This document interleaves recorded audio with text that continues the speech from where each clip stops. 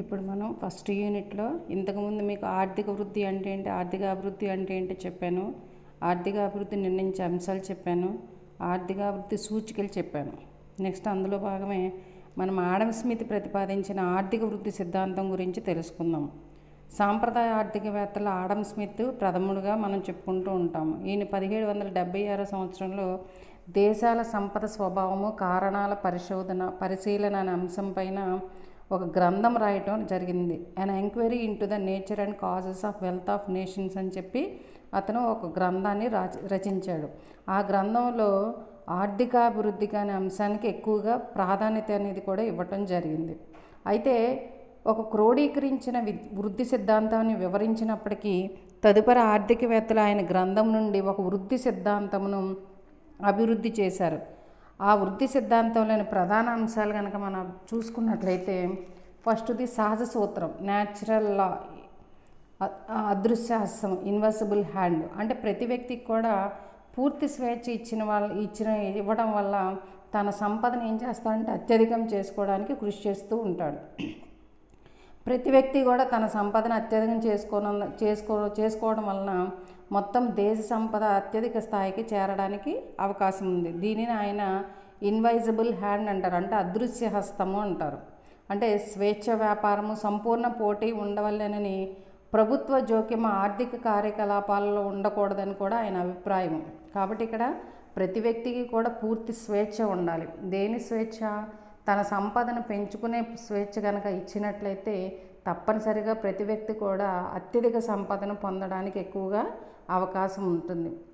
ఇలాంటి వాటిలో ప్రభుత్వ జోక్యం అనేది ఉండకూడదు. నెక్స్ట్ రెండో చూసుకుంటే శ్రమ విభజన. శ్రామిక ఉత్పాదక శక్తిని అత్యధికం చేస్తుంది. అయితే శ్రమ విభజన అనేది దాని యొక్క మార్కెట్ పరిమాణం పైన ఆధారపడి ఉంటుంది. కాబట్టి మార్కెట్ విస్తృతి పెరిగే కొలది శ్రమ విభజన పెరుగుతూ ఉంటుంది. మార్కెట్ విస్తృతి తగ్గే కొలది శ్రమ విభజన తగ్గడానికి అవకాశం ఉంటుంది. తర్వాత మూలధన సంచయనం. అంటే శ్రమ విభజనకి మూలధన సంచయనం అనేది చాలా అవసరం. మనం మూలధనం పెడితేనే మనము వస్తువులు తయారు చేయడానికి కావాల్సిన శ్రామికులకి మనకు అవసరం అవుతూ ఉంటారు. కాబట్టి ఇక్కడ ఆర్థికాభివృద్ధికి మూలధనం పెరుగుదల అనేది చాలా అత్యవసరమైన నిబంధన అన్నమాట. మూలధనం పెరుగుదల అనేది దేనిపై ఆధారపడి ఉంటుందంటే పొదుపుపై ఆధారపడి ఉంటుంది. కానీ ఇక్కడ శ్రామికులు పొదుపు చేయగల శక్తి శ్రామికులకు లేదు. ఎందుకంటే వాళ్ళు డైలీ లేబర్స్ కాబట్టి వాళ్ళు ఎక్కువగా పొదుపు చేసే అవకాశం వాళ్ళకి అంత శక్తి ఉండదు. కాబట్టి ఇక్కడ మరి పొదుపు ఎవరు చేస్తారు? భూస్వామ్యదారులు, పెట్టుబడిదారులు మాత్రమే ఇక్కడ పొదుపు చేయడానికి ఎక్కువగా అవకాశం ఉంది. నెక్స్ట్ వన్ చూసుకుంటే పెట్టుబడి లాభాలు. అంటే పొదుపు పెట్టుబడిగా వచ్చినప్పుడు మాత్రమే ఆర్థిక అభివృద్ధి జరుగుతుంది. ఎప్పుడు జరుగుతుంది ఆర్థిక అభివృద్ధి అంటే పొదుపు ఎప్పుడు రావాలి? ముందు పొదుపు చేయాలి. ఎవరు పొదుపు చేయాలి? మనకి భూస్వామ్య వ్యవస్థలు కానీ పెట్టుబడిదారులు కానీ ఎవరైతే ఉన్నారో వాళ్ళు ముందు పొదుపు చేస్తేనే దానిని పెట్టుబడిగా మనం ఉపయోగించుకుంటూ ఉంటాం. ఎప్పుడైతే పెట్టుబడిగా వస్తుందో ఆటోమేటిక్గా ఏం జరుగుతుందంటే ఆర్థిక అభివృద్ధి జరగడానికి ఎక్కువగా అవకాశం ఉంది. కాబట్టి ఇక్కడ పెట్టుబడిదారులు ఏం చేస్తారంటే లాభాలు సంపాదించుకోవడానికి పెట్టుబడి పెడతా ఉంటారు. అయితే మూలధనం పెరుగుదల, పెట్టుబడిదారుల పోటీ, వేతనాలు పెరుగుదల, ఎక్కువ లాభదాయకమైన పెట్టుబడి మార్గాలు తగ్గుట మొదల కారణాల వల్ల కూడా లాభాల రేటు తగ్గడానికి అవకాశం ఉంది. అనగా ఆర్థికాభివృద్ధి జరిగే కొలది లాభాల రేటు తగ్గుతుందని ఆయన అభిప్రాయం అన్నమాట. Next agents of growth. ఆర్థికాభివృద్ధి కర్తలు. ఆడమ్ స్మిత్ అభిప్రాయం ప్రకారం ఎవరు? ఇక్కడ ఏజెంట్స్ ఎవరు? ఇక్కడ ముందుగా మనం చూసుకుంటే వ్యవసాయదారులు, ఉత్పత్తిదారులు, వ్యాపారస్తులు, వీళ్ళందరూ కూడా ఆర్థికాభివృద్ధి ప్రక్రియకర్తలు అన్నమాట వీళ్ళందరూ కూడా. కాబట్టి వీళ్ళందరూ కూడా ఒక దేశం యొక్క ఆర్థికాభివృద్ధి జరగాలంటే వ్యవసాయదారులు ఉండాలి, ఉత్పత్తిదారులు ఉండాలి, వ్యాపారస్తులు ఉండాలి. వీళ్ళందరూ ఉంటేనే మనకి ఇక్కడ అభివృద్ధి అనేది జరగడానికి అవకాశం ఉంటుంది. తర్వాత వృద్ధి ప్రక్రియ కనుక మనం చూసుకున్నట్లయితే అయితే ఇక్కడ ఆర్థికాభివృద్ధి కావాల్సిన అంశాలు ఏంటి? సహజ, రాజకీయ, వ్యవస్థాపూర్వకమైన అంశాలు ఉండాలి. అంటే ఒక దేశము ఆర్థికాభివృద్ధి చెందాలి అంటే అక్కడ రాజకీయ అంశాలు కలిసి రావాలి, సహజ అంశాలు కలిసి రావాలి, వ్యవస్థాపూర్వకమైన అంశాలు అనేవి కూడా అన్నీ కూడా కలిసి ఉంటేనే ఒక దేశం ఆర్థిక అభివృద్ధి రేట్లో ప్రథమంలో ఉందని చెప్పుకోవడానికి అవకాశం ఉంది. మరి దీనివల్ల ఏం పెరుగుతుందంటే మార్కెట్ విస్తృతి సంభవించడానికి కూడా అవకాశం ఉంది. దానివల్ల ఏమవుతుంది, శ్రమ విభజన పెరుగుతుంది, ఉత్పాదకత పెరుగుతుంది, దానివల్ల మూలధన సంచయనాత్మకం కూడా పెరగడానికి అవకాశం ఉందన్నమాట. కాబట్టి ఈ విధంగా ఒక సంపన్న దేశము వృద్ధి చెందాలి అంటే దానిలో రాజకీయ అంశాలు, సహజ అంశాలు, తర్వాత వ్యవస్థాపూర్వక అంశాలు కూడా తప్పనిసరిగా ఇమిడి ఉంటాయి అన్నమాట. నెక్స్ట్ నిశ్చల స్థితి కనుక చూసుకుంటే ఆర్థికాభివృద్ధి అనేది నిరంతరంగా లేదా తుది అని లేకుండా జరుగుతూ ఉంటుంది. అంటే కంటిన్యూస్ అనేది మనకి ఇక్కడ కనబడదు. ఎప్పుడు కూడా ఆర్థికాభివృద్ధి జరుగుతూనే ఉంటుందని చెప్పుకోలేం. ఒక్కోసారి అభివృద్ధి జరగచ్చు, ఒక్కోసారి ఆర్థిక అభివృద్ధి జరగచ్చు. దానికి స్టార్టింగ్ ఎండింగ్ అనేది మనకి ఎక్కడా ఉండదని చెప్పి ఆడమ్ స్మిత్ చెప్తూ ఉంటాడు. అంటే ఇది చివరికి ఎలా ఉంటుందంటే ఒక నిశ్చలమైన స్థితికి చేరుతుంది. అంటే మూలధనం పెరుగుదల, పెట్టుబడిదారుల పోటీ, లాభదాయకమైన పెట్టుబడి మార్గాలు తగ్గుట మొదలగు కారణాల వల్ల లాభాలు సాధ్యమైనంత తక్కువ స్థాయికి రావడానికి అవకాశం ఉంటుంది.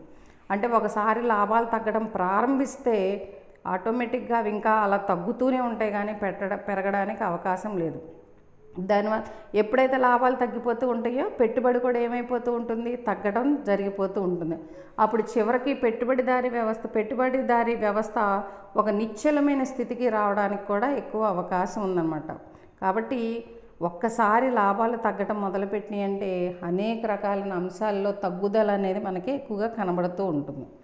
అయితే ఈ వృద్ధి సిద్ధాంతాన్ని, ఆడమ్ స్మిత్ చెప్పిన వృద్ధి సిద్ధాంతాన్ని అనేక మంది అర్థశాస్త్రవేత్తలు విమర్శించారు. ఎలా విమర్శించారంటే, ఎందుకు విమర్శించారంటే ఆర్థిక అభివృద్ధి ఎలా జరుగుతుంది, దానికి గల కారణాలు ఏంటి, ఆర్థిక అభివృద్ధిని నిరోధించే కారకాలని మనకి ఇక్కడ ఏం చేశాడంటే ఆడమ్ స్మిత్ వివరించాడు. ఏం వివరించాడు, పొదుపు మూలధన సంచయన ప్రాధాన్యతకి ఎక్కువగా అంటే పొదుపుకి మూలధనానికి ఎక్కువ ప్రాధాన్యత ఇచ్చాడు. అయితే అభివృద్ధి చెందుతున్న దేశాలను కనుక ఆయన అబ్జర్వ్ చేస్తున్నట్లయితే ఆయన సిద్ధాంతం అభివృద్ధి చెందుతున్న దేశాలకి చాలా వరకు వర్తిస్తుంటుంది.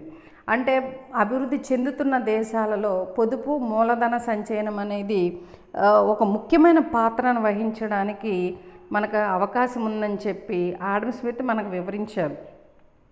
అయితే ఈయన చెప్పిన ఈ సిద్ధాంతంలో కొన్ని లోపాలు కూడా మనకు కనబడుతూ ఉంటాయి. సంఘ విభజన అంటే మన సమాజంలో పెట్టుబడిదారులు, శ్రామిక వర్గం అని చెప్పి 2 తరగతులుగా మనకి సమాజాన్ని విడదీయడం అనేది జరుగుతూ ఉంటుంది. దానివల్ల ఏమవుతుంది, ఆర్థిక వ్యవస్థలో మధ్యతరగతి ముఖ్యమైన స్థానాన్ని కలిగి ఉంటుంది. అంటే అటు పై వర్గము కాకుండా ఇక్కడ క్రింద వర్గము కాకుండా మధ్యవర్గం ఏదైతే ఉందో అది ముఖ్యమైన స్థానాన్ని ఆక్రమించడం అనేది జరుగుతుంది. నెక్స్ట్ పొదుపు మనం ఇందాక చెప్పుకున్నాం, ఎవరో భూకామాంధులు లేదా పెట్టుబడిదారులు మాత్రమే పొదుపు చేస్తారని మనం చెప్పుకున్నాం. కానీ ఇది ఆధునిక ఆర్థిక వ్యవస్థలకు ఏమాత్రం కూడా పనిచేయనటువంటి స్థితి. ఎందుకంటే పొదుపు అనేది కేవలం భూస్వాములు, పెట్టుబడిదారులనే కాకుండా మధ్యతరగతి ప్రజలు కూడా పొదుపు చేయడానికి ఎక్కువ అవకాశం ఉంది. తర్వాత సంపూర్ణ పోటీ ప్రమేయం. సంపూర్ణ పోటీ అంటే ఈయన సిద్ధాంతంలో ఏం చేశారంటే పరిపూర్ణ పోటీ, ప్రభుత్వ జోక్యం లేకుండా ఉండటము, స్వేచ్ఛాయుత ఆర్థిక వ్యవస్థ అను ప్రమేయాలపైన ఈయన సిద్ధాంతం ఆధారపడి ఉంది. కానీ ఆధునిక ఆర్థిక వ్యవస్థలో ఇలాంటి సిద్ధాంతాలకి ఇలాంటి ప్రమేయాలు అన్నీ కూడా వాస్తవికం కావు.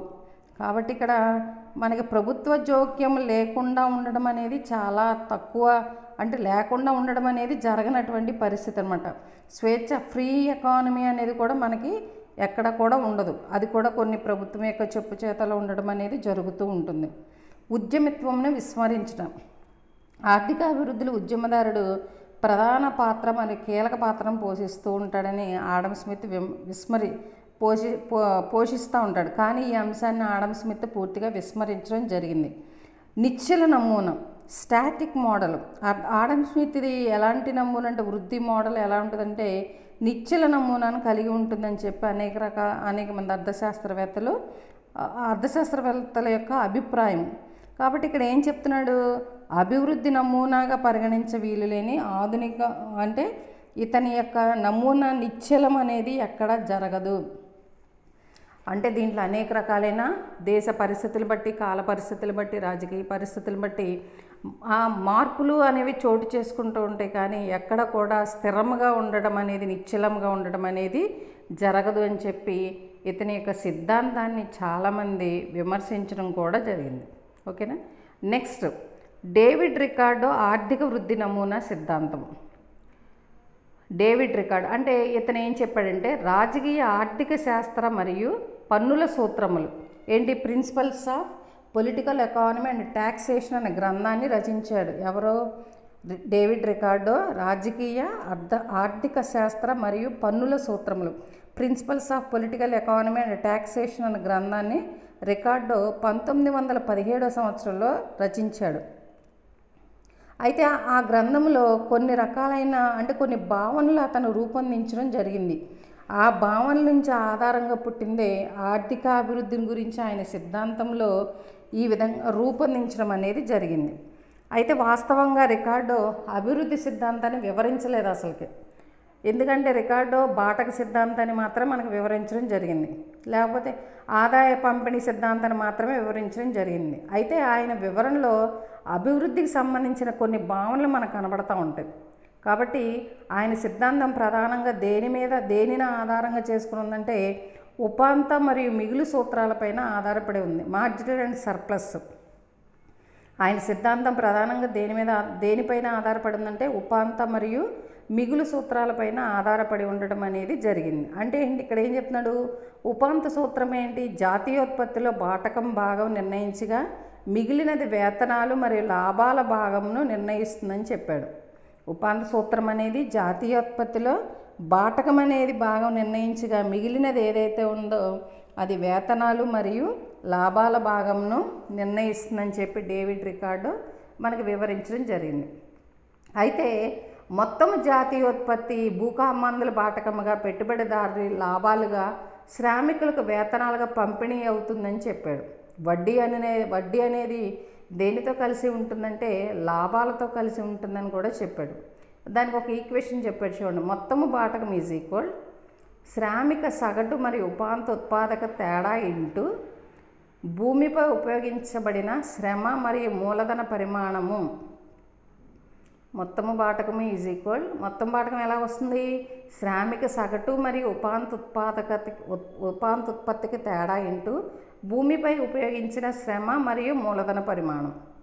మరి వేతనాల రేటు ఎలా వస్తుంది, వేతనాల రేటు ఈజ్ ఈక్వల్ వేతన నిధి డివైడెడ్ బై జీవనాధార స్థాయి వద్ద నియమింపబడిన శ్రామికుల సంఖ్యలో.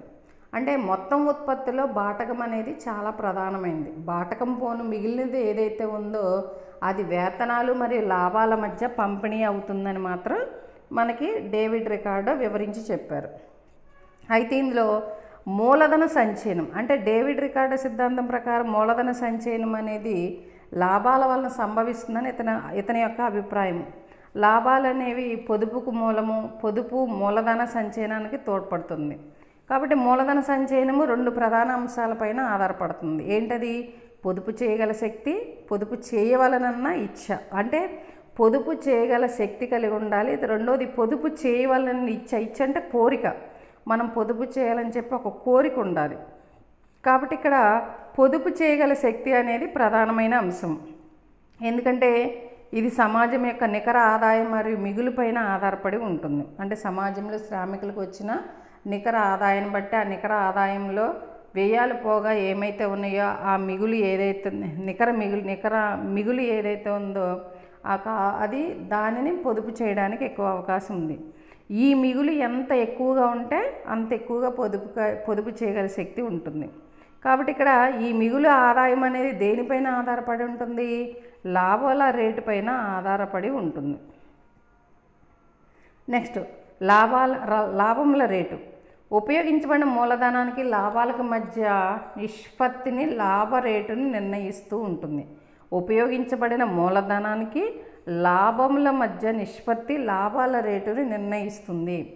మూలధన నిర్వహణ మూలధనానికి సమానమని రికార్డో భావించినందువలన మూలధనము వేతనాలకు సమానంగా ఉంటుందని చెప్పటం జరిగింది. కాబట్టి లాభాల రేటు ఈజ్ ఈక్వల్ లాభములు ప్లస్ వేతనములు.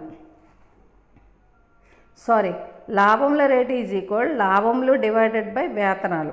వేతనాలు అనేవి ఆహార ధాన్యం యొక్క ధరలపైన ఆధారపడి ఉంటాయి. ఆహార ధాన్యాల యొక్క ధరలు తగ్గితే వేతనాలు తగ్గుతాయి. ఆహార ధాన్యముల యొక్క ధర పెరిగితే వేతనాలు పెరుగుతాయి, వేతనాలు పెరిగితే లాభాలు తగ్గుతాయి, లాభాలు పెరిగితే మూలధన సంచయనం పెరుగుతుంది, లాభాలు తగ్గితే మూలధన సంచయనం తగ్గుతుంది. చూడు ఒకదానికొకటి ఎలా లింకప్ అయి ఉన్నాయో చూడండి. ఇక్కడ మనకి ఏం చెప్తున్నాడు, వేతనాలు అనేవి దేనిపైన ఆధారపడి ఉంటాయి అన్నాడు, ఆహార ధాన్యాల యొక్క ధరలపైన ఆధారపడి ఉంటాయి అని చెప్తున్నాడు. ఆహార ధాన్యాల యొక్క ధరలు తగ్గితే ఏం తగ్గుతాయి అని చెప్తున్నాడు, వేతనాలు తగ్గుతాయి అని చెప్తున్నాడు. ఆహార ధరల యొక్క ధాన్యం యొక్క ధరలు పెరిగితే వేతనాలు పెరుగుతాయి అని చెప్తున్నాడు. అయితే వేతనాలు పెరిగితే ఏం తగ్గుతాయని చెప్తున్నాడు, లాభాలు తగ్గుతాయని చెప్తున్నాడు. లాభాలు పెరిగితే మూలధన సంచయనం పెరుగుతుంది, లాభాలు తగ్గితే ఏం తగ్గిపోతుంది, మూలధన సంచయనం అనేది తగ్గిపోవడానికి ఎక్కువ అవకాశం ఉంది. అయితే మూలధన సంచయనం ఎలా తగ్గుతుంది చూసుకున్నట్లయితే మనకి ఇక్కడ మూలధన సంచయనం క్రమేణా తగ్గిపోతుందని చెప్పి మనకు రికార్డు అభిప్రాయపడుతున్నాడు. ఎలా అభిప్రాయపడుతున్నాడు, జనాభా పెరుగుదల కారణంగా మనకి క్రమేణా దేనికి డిమాండ్ ఏర్పడుతుంది, ఎప్పుడైతే జనాభా పెరుగుతూ ఉంటుందో ఆటోమేటిక్గా దేనికి డిమాండ్ ఏర్పడుతుంది, ఆహార ధాన్యాలకు డిమాండ్ పెరుగుతుంది. కాబట్టి మరి ఇక్కడ ఆహార ధాన్యాలకు డిమాండ్ పెరిగినప్పుడు ఏం పెంచాలి, ఉత్పత్తిని పెంచాలి. ఉత్పత్తిని పెంచాలంటే ఏం చేయాలి, తక్కువ సారవంతమైన ఉపాంత భూములను కూడా సాగు చేయవలసి, అంటే ఉన్న భూములు సరిపోక ఉన్న భూముల్లో పంట పండించడం వల్ల వచ్చిన ఆహార ఉత్పత్తులు సరిపోకపోవట్లేదు. కాబట్టి ఇక్కడ ఏం చెప్తున్నారంటే తక్కువ సారవంతమైన ఉపాంత భూములు కూడా సాగు చేయాలి అని చెప్పి మనకి డేవిడ్ రికార్డో చెప్తున్నాడు. కాబట్టి ఇక్కడ ఏం చెప్తున్నాడు, సాగు చేయాలి. మరి ఆహార ధాన్యాల యొక్క ధరలు పెరిగిపోతాయి, ఆహార ధాన్యాల యొక్క ధరలు పెరిగిపోతే ఏం పెరగాలి, వేతనాలు పెరుగుతాయి. ఉపాంత భూములను ఉపయోగించుకొని, అంటే మిగులు లేని ఉపాంత భూములు ఏమైతే ఉన్నాయో వాటిల్లో మనము ఆహార పంటలు, వాటిని సారవంతం చేసి ఆహార పంటలు పండించడానికి ఎక్కువ అవకాశం ఉంది. కాబట్టి ఇక్కడ ఆహార ధాన్యాల యొక్క ధరలు పెరిగినప్పుడు పరిశ్రమల్లో కూడా వేతనాలు పెరగడానికి ఎక్కువగా అవకాశం ఉంది. నెక్స్ట్ నిశ్చల స్థితి, లాభాల రేటు తగ్గుదల కన్నా ఈ సహజ ప్రవృత్తి ఏమవుతుందంటే చివరకు ఆర్థిక వ్యవస్థను నిశ్చల స్థితికి తీసుకెళ్ళడానికి అవకాశం ఉంది. అంటే ఒకానొక స్థాయిలో లాభాలు ఏమైపోతూ ఉంటాయి అంటే శూన్య స్థితికి రావడానికి ఎక్కువ అవకాశం ఉంది. కాబట్టి ఎప్పుడైతే లాభాలు శూన్య స్థితికి వస్తాయో ఈ స్థితిలో మూలధన సంచయనం ఏమైపోతుందంటే ఆటోమేటిక్గా స్టాగ్నేట్ అయిపోతుంది, అంటే నిలిచిపోతుంది. జనాభా పెరగడానికి అప్పుడు జనాభా పెరగదు. వేతనాల రేటు ఎలా ఉంటుంది, జీవనాధార స్థాయికి సమానంగా కూడా ఉండడానికి అవకాశం ఉంది. కానీ సాంకేతిక ప్రగతి మాత్రం ఎక్కడ పెరగడానికి అవకాశం లేదు. దీనివల్ల ఏమవుతుందంటే ఇలాంటి నిశ్చల స్థితి వల్ల ఏమవుతుందంటే వ్యవసాయ రంగంలో క్షీణ ప్రతిఫలాలు రావడానికి ఎక్కువ అవకాశం ఉంది. కాబట్టి వ్యవసాయ రంగంలో క్షీణ ప్రతిఫలాలు వస్తే మనకి ఆహార ఉత్పత్తుల యొక్క పెరుగుదల తగ్గిపోవడానికి ఎక్కువ అవకాశం ఉంది. అలాంటి స్థితి రాకుండా ఉండాలంటే అలాంటి నిశ్చల స్థితి అనేది మనకి వ్యవసాయ రంగంలో కూడా ఎక్కడ రానటువంటి పరిస్థితి మనం చూసుకోవాలి. నెక్స్ట్ దీనిపైన కూడా విమర్శ అనేది మనకి ఎక్కువగా కనబడుతుంది. ఎందుకంటే మూలధన సంచయనానికి పొదుపు మరియు లాభాల రేటును పెంచాలని రికార్డో అభిప్రాయపడ్డాడు. కానీ ఈయన ప్రతిపాదించిన ఈ భావన ఆధునిక ఆర్థిక అభివృద్ధి సిద్ధాంతాలకు ఒక రకంగా కొంచెం ఉపయోగపడుతూ ఉంది. అయినప్పటికీ కూడా రికార్డో సిద్ధాంతంలో కూడా కొన్ని లోపాలు కనబడుతూ ఉన్నాయి. ఏంటి అది చూసుకుంటే సాంకేతిక ప్రగతిని విస్మరించాడు బాగా. అంటే మనకి ఇక్కడ ప్రధానంగా మనకి రికార్డో సిద్ధాంతం అంతా కూడా దేనిపైన ఆధారపడిందంటే క్షీణ ప్రతిఫలాలపైన ఆధారపడి ఉంది, క్షీణ ప్రతిఫలాల సూత్రం పైన ఆధారపడి ఉంది. దానివల్ల ఏమవుతుంది, సాంకేతిక ప్రగతి ద్వారా క్షీణ ప్రతిఫలాలను అరికట్టవచ్చు. ఈ అంశాన్ని ఏం చేశాడంటే రికార్డో పూర్తిగా విస్మరించాడు. జనాభా గురించిన చెప్పిన అభిప్రాయం తప్పు. ఎందుకంటే వేతనాలు పెరిగే కొలది జనాభా పెరుగుతుందనే అభిప్రాయము రికార్డో సిద్ధాంతము. కానీ ఇది వాస్తవం కాదు. ఎందుకంటే ఆధునిక సిద్ధాంతాలు కనుక చూసుకున్నట్లయితే వేతనాలు మరి జీవన ప్రమాణం పెరిగే కొలది జనాభా తగ్గుతుందని మన ఆధునిక సిద్ధాంతాలు అంటే మోడర్న్ థీరీస్ అన్నీ కూడా చెప్పడం జరుగుతూ ఉన్నాయి అన్నమాట. నెక్స్ట్ చూసుకుంటే పంపిణీ సిద్ధాంతమే కానీ ఆర్థిక అభివృద్ధికి సిద్ధాంతం కాదని చెప్పారు. ఎందుకంటే జుపిటర్ మొదలుగా ఆర్థికవేత్తల అభిప్రాయం ప్రకారం ఏంటి, రికార్డో సిద్ధాంతం కేవలం దేనికి సంబంధించింది, ఆదాయ పంపిణీకి మాత్రమే సంబంధించింది, కానీ ఆర్థిక అభివృద్ధికి సంబంధించిన సిద్ధాంతం కాదు ఇది అని చెప్పి జుపిటర్ వీళ్ళందరూ కూడా వాళ్ళ యొక్క అభిప్రాయాలని వ్యక్తపరచడం జరిగింది. ఇంకా వడ్డీ పాత్ర అంటే ఆర్థికాభివృద్ధిలో వడ్డీ పాత్రను రికార్డో పూర్తిగా విస్మరించడం అనేది జరిగింది.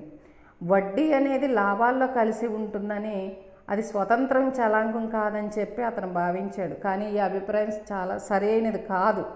ఎందుకంటే ఇక్కడ మనకి లాభాలను వడ్డీని ప్రత్యేక చలాంకాలుగా మాత్రం మనం భావించడం లేదు. కాబట్టి ఇక్కడ మూలధన సంచయనం వడ్డీ అనేది ముఖ్య పాత్ర వహించడం అనేది జరుగుతుంది. తర్వాత ప్రభుత్వ జోక్యం లేని ఆర్థిక వ్యవస్థ అనే ప్రమేయం చెప్పాడు, కానీ అది ఎక్కడ మనకి ఇది పూర్తిగా వాస్తవికమైనది మాత్రం కాదు. తర్వాత పరిపూర్ణ పోటీ ప్రమేయం అనేది కూడా ఇది కూడా వాస్తవికమైనది కాదు. తర్వాత వ్యవస్థాపూర్వక అంశాలు కానివ్వండి, లేకపోతే ఆర్థిక వ్యవస్థ దానంతటా అదే చివరకు నిశ్చల స్థితికి చేరుకుంటుందనే భావన కూడా వాస్తవం కాదని చెప్పి అర్థశాస్త్రవేత్తలు విమర్శించాడు. కాబట్టి రికార్డో చెప్పిన సిద్ధాంతంలో చాలా లోపాలు ఉన్నప్పటికీ కూడా ఆయన యొక్క సిద్ధాంతాలున్న క్షీణ ప్రతిఫలాల సూత్రము లేదా జనాభా పెరుగుదల భావన అభివృద్ధి చెందుతున్న దేశాలకు వర్తిస్తుందని చెప్పి పలువురు అర్థశాస్త్రవేత్తలు అభిప్రాయాన్ని వెలిబుచ్చడం జరిగింది.